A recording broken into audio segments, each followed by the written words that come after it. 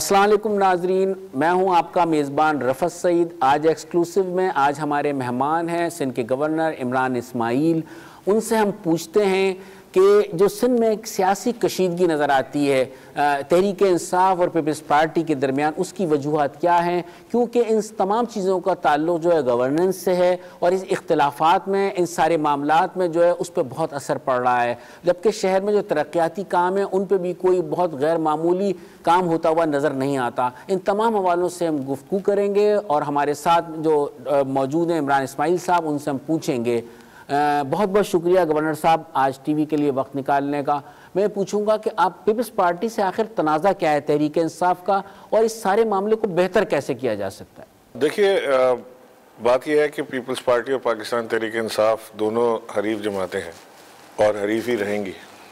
इंतखाबात में एक दूसरे के सामने इंतखाब भी लड़ेंगे और असम्बली में भी मुखालफत भी होगी और चीज़ों के ऊपर बहस मुबाहिसा भी होगा। और यही जमहूरियत की खूबसूरती भी होती है इसमें कि दो जमातें एक सूबे में हो, एक अक्सरियत में हो, एक अक्सरियत में ना हो, लेकिन वो अपना अपना ग्राउंड नहीं छोड़ते और उसमें वो कोशिश करते हैं कि चेक एंड बैलेंस इसी तरह रहता है चीज़ों के ऊपर।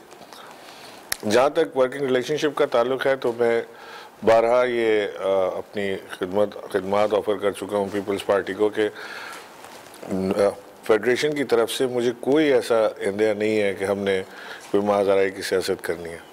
होता ये है नॉर्मली कि अगर कोई चीज़ अपनी नेचुरल टर्न पर मूव लेती है तो वो शक की निगाह से फेडरल गवर्नमेंट को देखते हैं कि वहाँ से कोई चीज़ इनिशिएट हो रही है हमारे ख़िलाफ़ और इनसिक्योर फील करते हैं। जबकि अगर कोई वर्किंग रिलेशनशिप बिल्ड कर लें तो वर्किंग रिलेशनशिप हमारी प्रोजेक्ट बेस्ड ही हो सकती है, उसके अलावा तो हमारी कोई वर्किंग रिलेशनशिप मुमकिन नहीं है बनना। तो जब प्रोजेक्ट बेस्ड हो जाएगी तो आहिस्ता आहिस्ता उन्हें भी हमारे पे भरोसा आ जाएगा और हम भी उनकी वर्किंगशिप देख लेंगे और फिर ये मैं जो ब्रिज का किरदार अदा कर सकता हूँ फेडरल और सूबे के बीच में, वो बिल्कुल मुमकिन है, हो सकता है। बहुत सारे फेडरल फंडेड प्रोजेक्ट्स हैं जिनकी डायरेक्ट मैं मॉनिटरिंग कर रहा हूँ। वज़ीर आज़म साहब ने जो कराची पैकेज दिया है KIDCL के थ्रू, उसको मैं ऐड करता हूँ, या KTC जो उन्होंने बनाई है कराची ट्रांसफॉर्मेशन कमेटी, उसको मैं चेयर करता हूँ। अच्छा, आपने इन तमाम प्रोजेक्ट की तो बात की, लेकिन आपने कहा वर्किंग रिलेशनशिप, आप एक ब्रिज का रोल अदा कर सकते हैं, लेकिन वो ब्रिज नज़र नहीं आता दोनों तरफ से। पाकिस्तानी सियासत का ही मैं कहूँगा ये अलमिया है कि जो बयानात सियासी हैं, बड़े तल्ख बयानात हैं, ज़बान का जिस तरह का इस्तेमाल अब होने लगा है, चाहे वो असम्बली का फ्लोर हो, चाहे वो मीडिया पर आके बात करनी हो, तो उससे तो लगता है कि तलखी मज़ीद आने वाले दिनों में बढ़ेगी। तो ऐसे में तहरीक इंसाफ क्या कर सकती है? क्योंकि फिर तहरीक इंसाफ के वज़रा के बयानात भी आते हैं, हुकूमत तब्दील करने की एक बात आती है सिंध में ख़ास तौर से। देखिए, मैं गवर्नर होने की हैसियत से मैं किसी जमात को रिप्रेजेंट नहीं कर रहा, यहाँ पे मैं स्टेट ऑफ पाकिस्तान को रिप्रेजेंट करता हूँ और मेरी ज़िम्मेदारी बनती है कि मैं तमाम हुकूमतों के साथ, चाहे वो लोकल गवर्नमेंट हो, प्रोविंशियल गवर्नमेंट हो या फेडरल गवर्नमेंट हो, उनके कामों में सहूलतकार की हैसियत से मैं उनके साथ काम कर सकूं।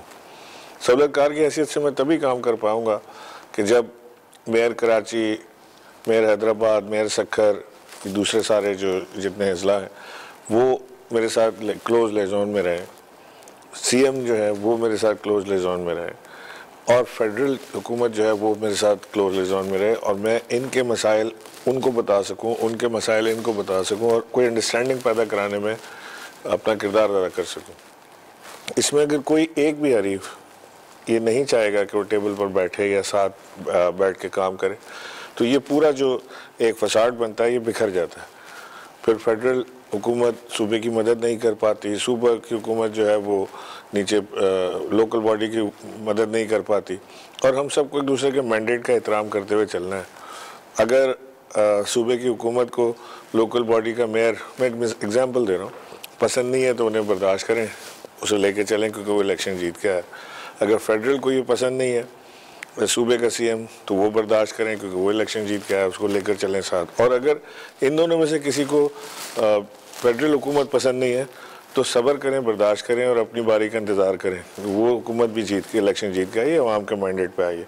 तो इसी तरह हम सबको एक दूसरे का अगर हम ख्याल करें तो ये बात हो जाएगी। ये बातें सारी करने में और सुनने में बड़ी अच्छी और लगती हैं और कोई नई बात मैं नहीं कर रहा। हर आने वाला सीट पर बैठने वाला यही बात करता है कि जी बड़ा हमें मिलजुल के चलना चाहिए, पाकिस्तान की तरक्की के लिए काम करना चाहिए। लेकिन हमें देखना ही है कि पिछली हुकूमतों ने क्या वाकई पाकिस्तान की तरक्की के लिए काम किया? कहते तो सभी रहे, सबने बारियां ली, किसी ने 20 साल बारी लगाई, किसी ने 30 साल बारी लगाई, लेकिन बारियां तो लगी। और बारियां जो लगी उसी बारियों के अंदर पाकिस्तान का ये हाल हुआ जो आज पाकिस्तान का है। अब देयर इज़ अ चांस कि हम पाकिस्तान को रीबिल्ड करने जाएं। उस रीबिल्ड करने के अंदर अगर जो बड़े मुजरिम हैं पाकिस्तान के वो पकड़ में आते हैं, चाहे ख्वाह किसी जमात से ताल्लुक़ रखते हो, वो अगर पकड़ में आते हैं या उनकी बाज़पुरस होती है या वो किसी एक प्रोसेस से गुजरते हैं, तो उसका आप पूरा का पूरा खमियाजा उठा के या बसात पलटने की बातें करनी शुरू कर दें कि जी हम नहीं रहेंगे तो पाकिस्तान भी नहीं रहेगा, हम नहीं रहेंगे तो जमहूरियत नहीं रहेगी, अपना मिडिल नेम जमहूरियत रख लें, अब तो उससे कोई फ़र्क नहीं पड़ता। पाकिस्तान इंशाअल्लाह कायम रहने के लिए बना है, ये पाकिस्तान कायम रहेगा जब तक दुनिया कायम है। अल्लाह इसकी हिफाजत करने वाला है। ज़िम्मेदारी अल्लाह ने हम लोगों के ऊपर डाली है। मैं समझता हूँ कि इस वक्त जो तहरीक इंसाफ की हुकूमत का विज़न है, इमरान खान का जो विज़न है, वो विज़न है जो पाकिस्तान को आगे लेकर जा सकता है। इसमें एहतसाब का अमल तेज़ है, उससे जो लोग घबराते हैं वो ज़ाहिर है वो लोग घबराते हैं जो चोर की दाढ़ी में तिनका जिसे कहते हैं, वो घबराते हैं, वो भागते हैं इस अमल से, क्योंकि सारी ज़िंदगी उन्होंने ये देखा है कि कभी ऐसे पाकिस्तान में ताकतवर शख्स के ऊपर हाथ नहीं डाला गया। अब डल रहा है तो उसका एक मैसेज पूरे पाकिस्तान में जा रहा है, और जो 2 नंबर या 1.5 नंबर लोग हैं वो घबरा रहे हैं इससे। अच्छा, आपने बात की है एहतसाब की, बिल्कुल एहतसाब से किसी को इनकार नहीं है, लेकिन इसके साथ साथ आपने भी नोट किया होगा कि जो तहरीक इंसाफ के वुज़रा के जिस तरह के बयानात आते हैं, फिर 18वीं तरमीम की एक नया फिनोमेना खड़ा हुआ है कि इसमें किसको बातें यही हो रही हैं पीपल्स पार्टी की तरफ से कि इसे आप ख़त्म करना चाहती है तहरीक इंसाफ, इख्तियारात ज़्यादा से ज़्यादा चाहती है, तो आप नहीं समझते कि ये चीज़ें तलखी का सबब बन रही हैं? देखिए, ये आपके अपने जहन की इख्तरा है कि जी 18वीं तरमीम ख़त्म करना। 18वीं तरमीम क्या सिंध के लिए बनी है? पंजाब में नहीं है, KPK में नहीं है, बलूचिस्तान में नहीं है, क्या है? आप खामखा चैंपियन कर रहे हैं इस कॉज को कि जी हम 18वीं तरमीम को नहीं ख़त्म। और भाई कौन ख़त्म कर रहा है? किसने कहा है कि 18वीं तरमीम ख़त्म करने जा रहे हैं? कहाँ से आई ये बात? बस आप डिफेंड करने निकल गया, मैं नहीं खत्म होने दूंगा, मैं झंडा लेके रोड पे निकलूँ। क्यों निकलोगे? तहरीक चलाने की बात भी करते हैं। रावल भुट्टो ने कहा कि हम तहरीक चलाएंगे अगर इस तरह की चीज़ आई। चले वो सियासी बात हो जाएगी, मैं उस तरफ नहीं जाना चाहता, लेकिन तहरीक चलाने का जिसको भी शौक है वो चला ले, जो रोड पे लोग ला सकते हैं ले आए, ये तो अवामी हक है उनका। तहरीक चलाना चाहते हैं 100 बिस्मिल्लाह चलाएं, लेकिन मुझे इससे इतना तो बता दें कौन ख़त्म कर रहा है 18वीं तरमीम? किसने कह दिया 18वीं तरमीम ख़त्म करनी है? आप, ये कोर्ट का फैसला है कि अस्पताल फेडरल गवर्नमेंट के थे, और ये सिर्फ सिंध की हद तक नहीं, ये पंजाब में भी दिया उन्होंने फैसला। वो तो नहीं रो रहे, चीखें मार रहे कि जी हमारे साथ जुल्म हो गया, यहाँ पे चीखें मार रहे। क्या हो गया? What happened? आपने पूरे क्या सूबे के जितने बाकी अस्पताल हैं सब सीधे कर दिया आपने, जो इसी पे आपका सारा जोर चल रहा है, जो फेडरल गवर्नमेंट की मिल्कियत है। आपके पास बेइंतहा अस्पताल है। अब इनको तो खुश होना चाहिए कि एक बहुत बड़ा बोझ 12-14 अरब रुपए का जो इनका खर्चा था, खसारा था अस्पताल का, वो फेडरल गवर्नमेंट उठाएगी। Why you crying? What's the personal issue? क्या है उसके अंदर? पहले भी जो लोग इलाज करवा रहे थे वो अभी भी करवाएंगे। पहले भी जो डॉक्टर्स थे वो अब भी होंगे। आप समझते हैं कि सूबा सिंध में ख़ास तौर से गवर्नेंस के इशू हैं? गवर्नेंस के इशू डेफिनेटली हैं। किस मैदान में ज़्यादा आपको नज़र आते हैं कि जहाँ पे कि जो मसाइल हल नहीं हो रहे, क्योंकि लोगों ने आवाम ने वोट दिए हैं, आवाम के जो हकीकी अवामी मसाइल हैं वो मुसलसल नज़रअंदाज हो रहे हैं? देखिए, मैं समझता हूँ जो हमारे सूबा सिंध का जो सबसे बड़ा मसला इस वक्त है वो है पानी का। डैम्स मुल्क में बने नहीं, सूबे ने उनकी मुखालफत भी की, आज भी सूबा सिंध मुखालिफ है डैम बनने का। सूबा सिंध की जो हुकूमत है वो मुखालिफ है डैम बनने की। बिजली आपके पास है नहीं, जब डैम बनेंगे तो बिजली आएगी, डैम बनेगा तो पानी आएगा। वो सारी चीज़ें आप करने को तैयार नहीं है। तो सूबे की अब आप ड्राइनेस देखें, आप बाहर निकले हैं। अब जो कराची पाकिस्तान का बेहतरीन शहर होता था वो कराची पाकिस्तान का बदतरीन शहर हो गया। कचरा यहाँ पे नहीं उठाने वाला कोई, पानी यहाँ पे नहीं देने वाला कोई, सीवरेज के यहाँ पे हालात नहीं है, बुरे हैं। बिल्डिंगों की कंस्ट्रक्शन यहाँ कोर्टों ने रोक दी कि आपके पास सीवरेज और पानी की कोई निकासी का अमल है ही नहीं, आपके पास इंफ्रास्ट्रक्चर ही नहीं है, नीचे आपके पास मास्टर प्लान आपके पास नहीं है। तो कोई एक शोबा हो जिसका मुझे बताएं, बल्कि इस सवाल को आपको रिवर्स कर लेना चाहिए कि आपके ख्याल में यहाँ कौन सा ऐसा इदारा है जो बेहतरीन चल रहा है। तो उसमें आप क्या किरदार अदा कर सकते हैं बहैसियत गवर्नर, क्योंकि बहुत सारी उमूर, बहुत सारी चीज़ें जो हैं वफाकी हुकूमत उसमें भी आती हैं। वज़ीर आज़म इमरान ख़ान की वो तवज्जो नज़र नहीं आती है कराची पर, जिस तरह मियां नवाज़ शरीफ ने कराची को नज़रअंदाज किया हुआ था। लगता ऐसा है कि इमरान ख़ान की वो तवज्जो नहीं है क्या, और नए मंसूबे कोई ऐसे शुरू होने वाले हैं? क्योंकि ग्रीन लाइन तो बड़ा पुराना मंसूबा है जो अभी तक पाया तकमील को नहीं पहुँचा। देखिए, मैं समझता हूँ कि ये आपका जो एनालिसिस है ये बिल्कुल गलत है कि खान साहब का, प्राइम मिनिस्टर का कोई तवज्जो कराची पे नहीं है। जितनी तवज्जो कराची पर इस वक्त उनकी है, मेरा ख्याल है पिछली कोई 25-30 साल से किसी हुकूमत ने कराची की तरफ इतनी तवज्जो नहीं दी। उन्होंने जो प्रोजेक्ट्स कराची को दिए हैं, जिसमें वाटर डिसैलिनेशन है, ये सीवरेज ट्रीटमेंट प्लांट्स हैं, जिसमें नॉर्दर्न बाईपास को, ये तो सब पहले से चल रहा है। नहीं चल रहा, कहाँ चल रहा, बताएं मुझे किधर चल रहा है? कौन से ट्रीटमेंट प्लांट बन रहे हैं? नहीं सर, ब्रांड न्यू प्रोजेक्ट्स हैं, फेडरल फंडेड प्रोजेक्ट्स हैं, नेशनल एनएफसी अवार्ड्स के ऊपर प्रोजेक्ट्स हैं। इसमें कम से कम 100 अरब रुपए इसके ऊपर लगेगा कराची के अंदर इसी साल, तो तब ये जाके चीज़ें करेक्ट होंगी। ये जो प्रोजेक्ट्स खान साहब ने दिए हैं, प्राइम मिनिस्टर ने, ये उनका इंटरेस्ट कराची की तरफ है, तभी दे रहे हैं ना, वरना ना देते कराची को। अब इसमें बहुत सारी चीज़ें ऐसी आ जाती हैं बीच में जहाँ फंस जाते हैं हम।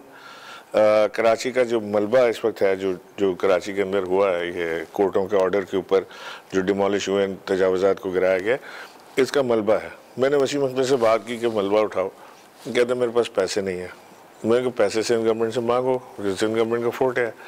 वो कहते सिंध गवर्नमेंट से मैंने सिर्फ सदर टाउन के लिए 20 करोड़ रुपए मांगे हैं कि मुझे 20 करोड़ रुपए दें तो मैं ये मलबा उठाऊँ, इसको साफ़ करूँ, सदर टाउन को, इसकी ब्यूटिफिकेशन करूँ। अब 20 करोड़ रुपए भी कोई रकम की है कोई कराची के लिए? 20 करोड़ रुपए वो भी नहीं दिए, वो कोर्ट में चला गया, कोर्ट ने ऑर्डर कर दिया पैसे दे दो, पैसे नहीं दिए। आपने बड़ी अहम बात की है कराची बल्दिया के हवाले से, आपने इसका जिक्र किया। एक छोटा सा ब्रेक लेते हैं, ब्रेक के बाद मैं वापस आता हूँ। नाज़रीन, वक्त हुआ एक ब्रेक का, ब्रेक के बाद हम वापस आएंगे। हमारे साथ मौजूद हैं सिंध के गवर्नर इमरान इस्माइल।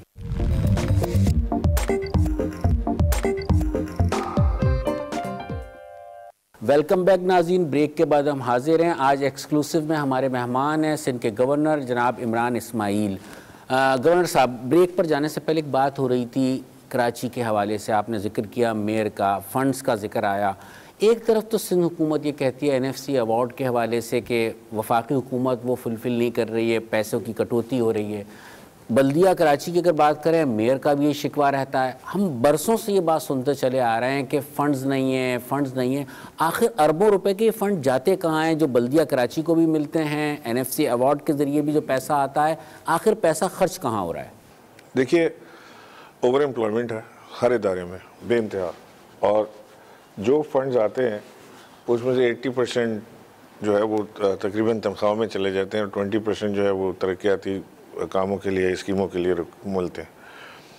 ये बड़ा एक अलमिया है कि जिस तरह से सियासी हुकूमतों ने भर्तियाँ की हैं, सियासी भर्तियाँ की हैं, नॉन मैरिट किया है, मैरिट का कत्ल किया है, उसको अब भुगत रहे हैं। दूसरी चीज़, जो मुल्क के ख़जाने को जिस तरह से लूटा गया पिछले अदवार में, उसको भी सारी कौम भुगत रही है। पूरा इस वक्त मुल्क का ख़जाना जो है वो खाली है, कोई चीज़ वहाँ मौजूद नहीं है।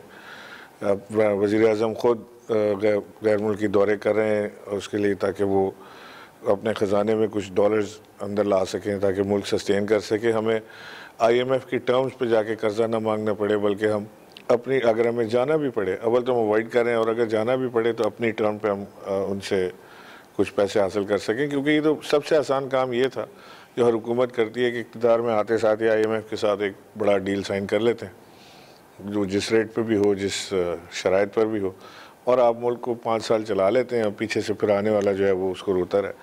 क्योंकि अपना नहीं समझते ना, कि ये नहीं समझते कि ये मुल्क मेरा भी उतना ही है जितना पाकिस्तान के आम आदमी का है। अपना स्टेक यहाँ पर नहीं है, औलादें यहाँ पर नहीं है, जायदादें यहाँ पर नहीं है।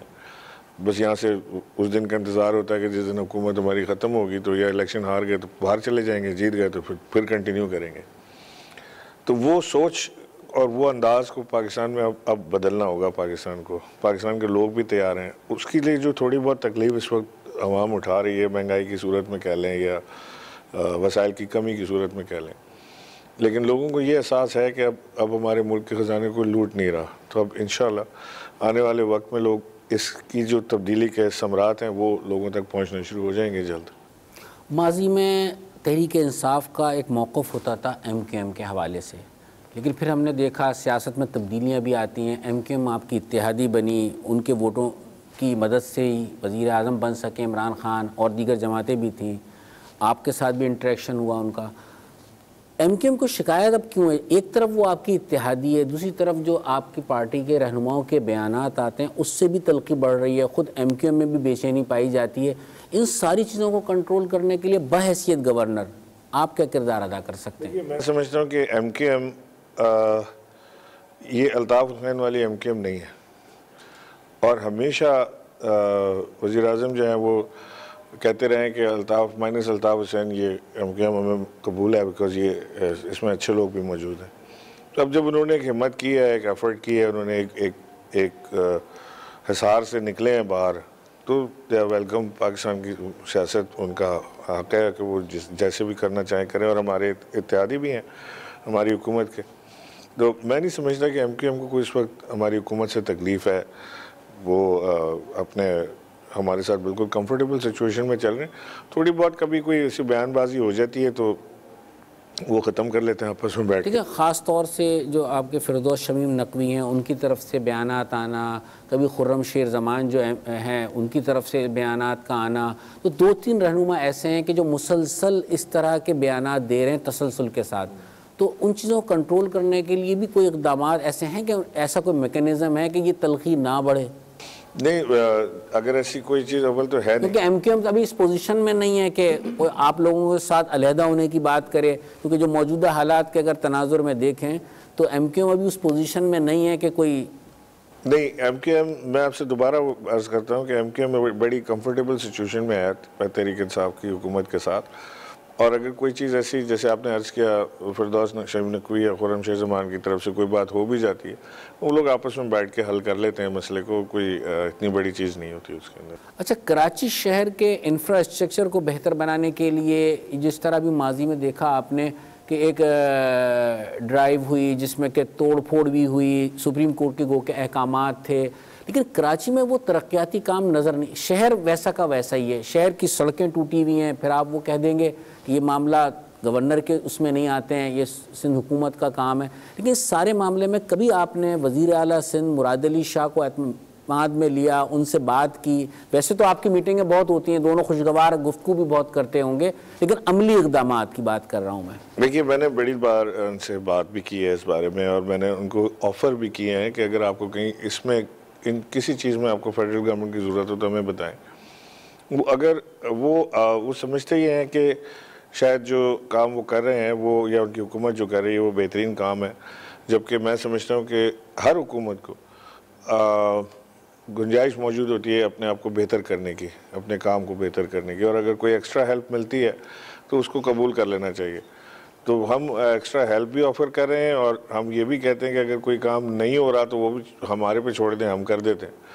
तो वो भी इस वक्त मुमकिन नहीं नज़र आता है। लेकिन मुझे लग रहा है कि अभी जो थोड़ा सा टीरिंग प्रॉब्लम थे 5-6 महीने शुरू के, अब चीज़ें सेटल डाउन होना शुरू हुई हैं, और एक्सेप्टेंस आ जाएगी कि भाई ये रियलिटी ये है कि इसी तरह से आपने चलना है, तो शायद वर्किंग रिलेशनशिप में भी कोई बेहतरी आए। अच्छा, इस चीज़ पर आपका क्या पॉइंट ऑफ व्यू है कि जब शुरू में आज से कुछ दिन पहले एक बात सामने बहुत बार बार तवातुर के साथ आ रही थी, मुलाकातें भी हो रही थी, वफाक से भी रहनुमा आ रहे थे तहरीक इंसाफ के, वो अंदरून सिंध जा रहे थे अली गौर महर उनसे मुलाकात के लिए, फिर यहाँ सिंध में तब्दीली की बात आई कि वज़ीर आला तब्दील कर सकते हैं। बहुत सारे रहनुमाओं के तहरीक इंसाफ के बयानात थे, ख़ुद फवाद चौधरी के भी बयानात कि जब चाहें सिंध हुकूमत को तब्दील कर दें। तो इन चीज़ों को आप किस तरह से देखेंगे? देखिए, ये है ऐसी कोई पॉसिबिलिटी, आप समझते हैं कि हालात ऐसे हैं कि सिंध में हुकूमत तब्दील होनी चाहिए? मेरा नहीं ख्याल कि ऐसी कोई मूव थी। ये जो जितना ये हो रहा था ना कि जी गवर्नर राज लग रहा है और फलाना होने वाला है, धक्का होने वाला है, मैंने बार बार इन्हें कहा कि जी कौन गवर्नर राज लगा रहा है, क्योंकि गवर्नर को तो पता नहीं है कि गवर्नर राज लग रहा है। मुझे तो किसी ने बात नहीं की, मुझे वज़ीर आज़म ने नहीं कहा, मुझे सदर पाकिस्तान ने नहीं कहा, मुझे कहीं से बात आई नहीं। मैं तो टीवी पे देखता रहा हूँ कि गवर्नर राज आ रहा है। अभी बताएं, ये अली गौर महर मेरा दोस्त है, मुझे 15-20 दिन पहले से उसने कहा था कि मेरे घर पे आपने खाना खाना है डेजर्ट में। मैं उसको मिलने गया, उसके घर पे खाना खाया, और उसमें वो स्टोरी शुरू हो गई कि जी इनसे क्यों मिले, इससे मिलने का मकसद है कि आप सियासी काम कर रहे हैं। अभी वो मुझे मिलने आया तो फिर वही इतनी इनसिक्योरिटी हर चीज़ के अंदर कि मैं कहीं जाऊँ ना, किसी से मिलूँ ना, बस बंद होकर इधर कमरे में बैठे रहूँ। तो मैं ऐसा गवर्नर नहीं हूँ। I am not Mamnoon Hussain. I am a vibrant person, field का आदमी हूँ। मैं काम करूँगा। मेरे वज़ीर आज़म को मेरे पर भरोसा है, उन्होंने भरोसे पे मुझे यहाँ भेजा है। वो फोर्टनाइटली मेरे से रिपोर्ट लेते हैं कि तुम्हारी प्रोग्रेस रिपोर्ट क्या है।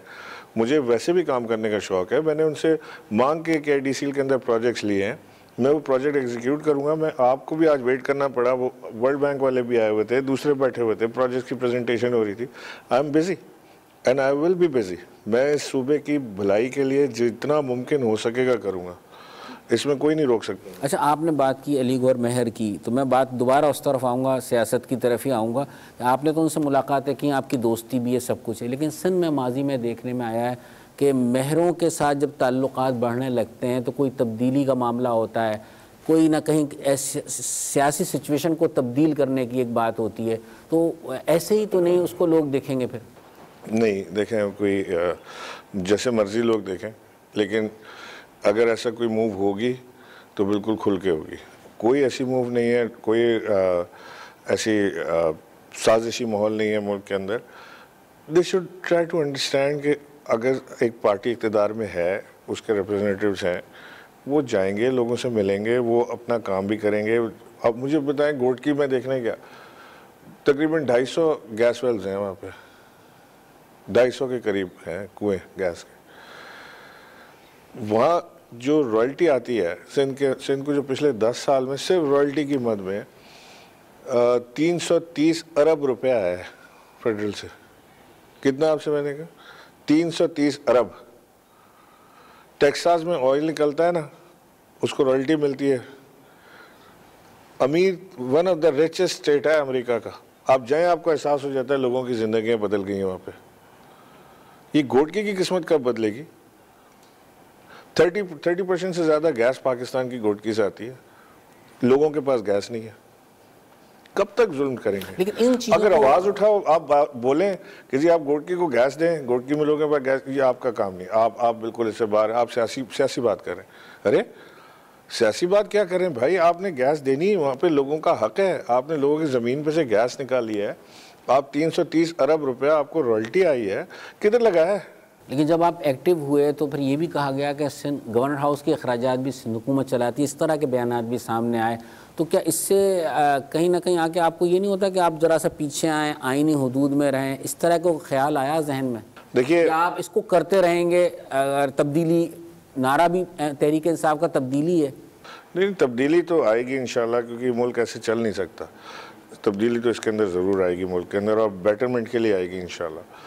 मैं आपको यही अर्ज़ कर रहा हूँ ना कि अगर हम इस मुल्क के उन इलाकों का, गरीब इलाकों का, पसमानदा इलाकों का हक मारेंगे और आप समझेंगे कि जी आप मट्टी डालेंगे लोगों की, आवाम की आंखों में, और कोई कुछ नहीं बोलेगा, तो ऐसा नहीं होगा। मैं नहीं बोलूँगा, कोई और बोलेगा, सामने तो आएगी चीज़। मैं तो आपसे एक सवाल कर रहा हूँ कि 330 अरब रुपया कहाँ लगाया?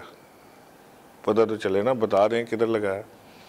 उस इलाके का जहाँ से आप ऑयल, गैस या दूसरी मादनियात निकालते हैं, उसका राइट होता है, उसके ऊपर आपको खर्च करना पड़ता है आईने पाकिस्तान के तहत। आप ये नहीं कर सकते कि आप वहाँ खर्च ना करें, फलानी जगह बना दें। अकॉर्डिंग टू देम इन्होंने एक पैसा गोटकी पर खर्च नहीं किया रॉयल्टी का। एक छोटा सा ब्रेक ले लेते हैं, ब्रेक के बाद हम वापस आएंगे। नाज़रीन, वक्त हुआ एक ब्रेक का, ब्रेक के बाद हम वापस आते हैं।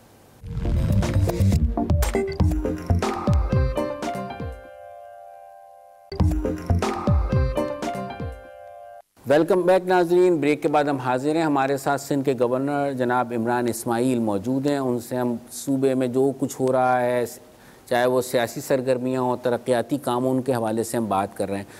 आपने अपनी गुफ्तगू में एक जिक्र किया था करप्शन का, कि वाकई सूबे में है। हालिया दिनों में ये हुआ, देखने में आया कि यूनिवर्सिटी के आप चांसलर तो आप हैं यूनिवर्सिटीज़ के, लेकिन वो इख्तियारात आपके पास नहीं हैं। वो तमाम इख्तियारात सिंध हुकूमत के पास हैं।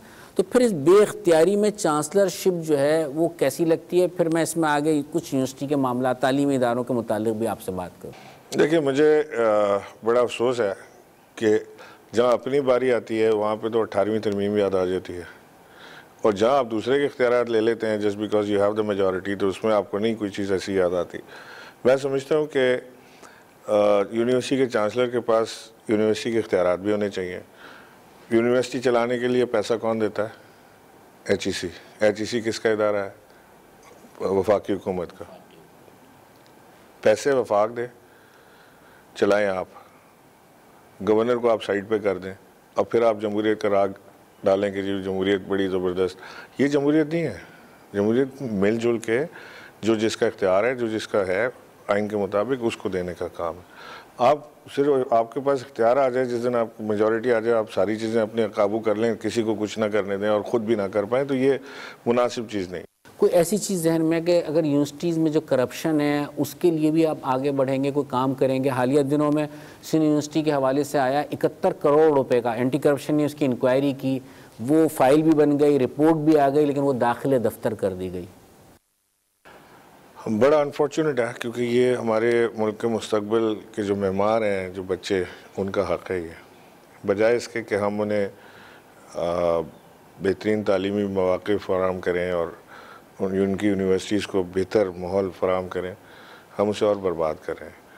वो कराची यूनिवर्सिटी हो, वो सिंध यूनिवर्सिटी हो, सब इसी पे रो रहे हैं कि जी कोई कहता है यूनियन बाजी है, कोई कहता है जी भर्तियाँ गलत की गई हैं, कोई कुछ बताता है, कोई कुछ बताता है। हज़ारों आदमी अंदर भर्ती की, एडमिनिस्ट्रेशन में बेइंतहा बेज़ाब्तगी हैं कि उसको करेक्ट करने के लिए टाइम है नहीं इनके पास।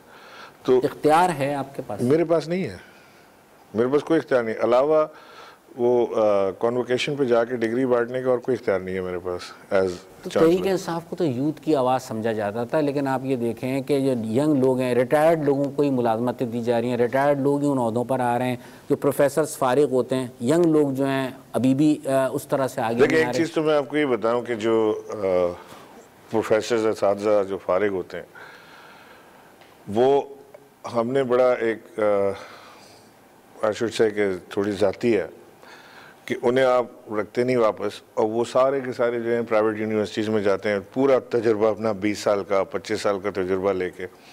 आप फारिग ऐसे नहीं कर सकते किसी को कि जी बस अब आपकी उम्र होगी तो आप निकल जाएं, और वो फिर जाके प्राइवेट यूनिवर्सिटी में जाते हैं, और वो प्राइवेट यूनिवर्सिटियाँ आपकी गवर्नमेंट यूनिवर्सिटी से बहुत ऊपर चली जाती हैं, बिकॉज आपने सारा तजुर्बा उधर भेज दिया। आप बेशक नया यंग ब्लड की बड़ी ज़रूरत होती है आपको, आप असिस्टेंट प्रोफेसर से हायर करते हैं, लेकिन जो आपका जो ज़बरदस्त प्रोफेसर था जिसको दुनिया मानती है, वो जाके प्राइवेट यूनिवर्सिटी में पढ़ा रहा है, आपने उसको फारिग कर दिया यहाँ से। तो हमें अपने जो कवानीन हमने बनाए हुए उन पर नज़रसानी करने की ज़रूरत है कि कहाँ पे हमारे तालीमी इदारों के अंदर प्रॉब्लम आ रही है, किधर हमारे स्टूडेंट्स को प्रॉब्लम, और वही स्टूडेंट्स जाके उन्हीं असातिज़ा से जिनको आपने रिटायर किया है उनके घर पर ट्यूशन पढ़ते हैं लाखों रुपये दे के। एक आखिरी सवाल मैं आपसे करूँगा कि आपके पास इमरान खान ने जो आपको सिंध का गवर्नर नामज़द किया है, क्या विज़न लेकर आप चल रहे हैं जिसके लिए आप ये कहें कोई रुकावट भी आए मैं नहीं रुकूंगा, ये 1 2 3 4 5 इक़दाम मुझे ज़रूर करने हैं सूबे में बेहतरी लाने के लिए? देखिए, एक तो मैंने आपको पहले बताया जो हमारे सूबे का एक बड़ा अलमिया है वो है पानी। तो मैंने ये 5 साल के अंदर इंशाल्लाह इस सूबे के पानी का मसला मैंने हल कर देना है। तालीम और सेहत, मैं बता रहा हूँ आपको, पानी का जो सबसे प्रायोरिटी पानी है ना, पानी है, पानी नहीं है तो तालीम और सेहत भी बढ़ जाएगी, आपके पास फसलें नहीं होंगी, खाने को कुछ नहीं होगा, खुदा न खास्ता पीने का पानी नहीं होगा। आप इस वक्त आने वाला वक्त बड़ा सख्त है पानी के हवाले से। पानी आपका नंबर 1 प्रायोरिटी है। नंबर 2 हमारे जो इंफ्रास्ट्रक्चर ख़राब हुआ हुआ है उसको ठीक करना है। नंबर 3 और 4 हमारा तालीम और सेहत का जो फेडरल प्रोग्राम है। तालीम और सेहत पे मैं ज़्यादा जोर इसलिए नहीं दे रहा, आप कहेंगे आप 3 और 4 नंबर पे ले आए इसको, कि वो सूबे में मेरे इख्तियार में नहीं है। तालीम और सेहत दोनों चीज़ें मेरे इख्तियार में नहीं है, ये 18वीं तरमीम के बाद सूबाई फैक्टर वो है, मसला है। लेकिन मेरे पास अभी जो 3 अस्पताल आए हैं, इंशाल्लाह इन 3 अस्पतालों को मिसाली बना के दिखाऊँगा आपको नज़र आएगा कि ये जो जिना कार्डियोवास्कुलर और ये अस्पताल हैं, ये किसी तरह भी हमारे आगा खान या शौकत खानम से कम लेवल के अस्पताल नहीं होंगे। इंशाल्लाह इंटरनेशनल स्टैंडर्ड के अस्पताल होंगे, लोगों को बेहतरीन सहूलियात मुयसर होंगी। यहाँ पे भी बड़ी बड़ी चीज़ें निकल के आ रही हैं, फाइनेंशियल और एडमिनिस्ट्रेटिव घपले यहाँ पे भी निकल के आ रहे हैं। हर रोज़ आके लोग मुझे बता रहे होते हैं जी ये फ़ाइल ले लें, इसका ये देखें, ये फ़ाइल ले लें, इसका ये देखें। मैं अभी टास्क फोर्स बना रहा हूँ, इसकी फोरेंसिक ऑडिट कराऊँगा इसका, और उसके बाद इसको इंशाल्लाह वज़ीर आज़म साहब ने मुझसे कहा है कि इसको हम बिल्कुल ऐसा टर्न अराउंड आपको करके दिखाएंगे कि एक मिसाली इदारा ये सामने खड़ा होगा कि ऐसे होते हैं अस्पताल, ऐसे बनाए जाते हैं आवाम के लिए अस्पताल। अनकरीब कोई ऐसा बड़ा मंसूबा है जिससे लगे कराची में तब्दीली आई है? वफाकी हुकूमत डीसैलिनेशन, मैंने आपको पहले बताया कि 4 मंसूबे हम कर रहे हैं। उसके बाद पानी का डीसैलिनेशन प्लांट है, के4 का मंसूबा है जिसको के4 का 25 अरब से शुरू होकर 150 पे पहुँच गया। कोई समझ में आने वाली चीज़ है, बात समझ आती है। उस पर भी हम अभी बैठ कर डिलिब्रेशन कर रहे हैं कि इसको बनाना तो है हमने हर सूरत में। उसके बाद हमारे पास ये इंफ्रास्ट्रक्चर है सड़कों का जो आपको नज़र आएगा सामने, बहुत बड़ा नॉर्दर्न बाईपास और लियारी बाईपास जो है उसको हम रीइंफोर्स कर रहे हैं कि वो पोर्ट से माल लेके लियारी बाईपास से सीधा निकल जाए, शहर के अंदर ट्रैफिक ना है, वो बहुत बड़ा फ़र्क पड़े। KCR, कराची सर्कुलर रेलवे, ये एक बहुत बड़ा कराची को मास ट्रांजिट सिस्टम या हकीकत बनेगा। सर ये इंशाल्लाह आपको, अभी हमें सिर्फ 6 महीने हुए आए हुए, मैं आप मुझे 1 साल के बाद इंटरव्यू दोबारा कीजिएगा और आपको ये चीज़ें ग्राउंड पर इंशाल्लाह दिखाऊंगा। बहुत बहुत शुक्रिया आज TV के लिए आपने वक्त निकाला। नाजरीन, आपने सिंध के गवर्नर जनाब इमरान इस्माइल की गुफ्तगू सुनी। गुफ्तगू खासी पॉजिटिव थी। उन्होंने ये भी साथ साथ कहा कि वो सिंध के मसाइल को हल करना चाहते हैं। वो पूरे सूबे के गवर्नर हैं। सियासत में वो बहुत ज़्यादा बात नहीं करेंगे क्योंकि उनका आइनी तकाजा भी यही है कि वो इस सियासत में ना आए। लेकिन उन्होंने साथ ये भी कहा कि वो ना ममनून हुसैन नहीं बनेंगे, वो सिंध के लिए काम करेंगे। जो इमरान खान ने उन्हें इख्तियार दिया है, जो इमरान खान ने उन्हें एक विज़न दिया है, उसको लेकर वो आगे चलेंगे। साथ साथ उन्होंने ये भी कहा कि सिंध की तामीर और तरक्की के लिए वज़ीर आज़म इमरान खान ने कई मंसूबे जो हैं वो रखे हैं और आप देखिएगा कि 1 साल के अंदर अंदर वो मंसूबे ग्राउंड पर नज़र आएंगे। ख़ास तौर से कराची सर्कुलर रेलवे का उन्होंने जिक्र किया कि 1 साल में ये ग्राउंड पर नज़र आएगा। और उन्होंने साथ ये भी कहा कि जो वज़ीर आला सिंध हैं उन्हें वो कई मरतबा पेशकश कर चुके हैं कि अफ़ाम व तफ़हीम, ब्रिज बनना, सियासत से पाक और सिंध की तामीर और तरक्की के लिए वो काम करने के लिए हर सतह पर तैयार हैं। इसके साथ ही अपने आज एक्सक्लूसिव के प्रोग्राम से अपने मेज़बान रफ़त सईद को इजाज़त दीजिए। अल्लाह हाफ़िज़।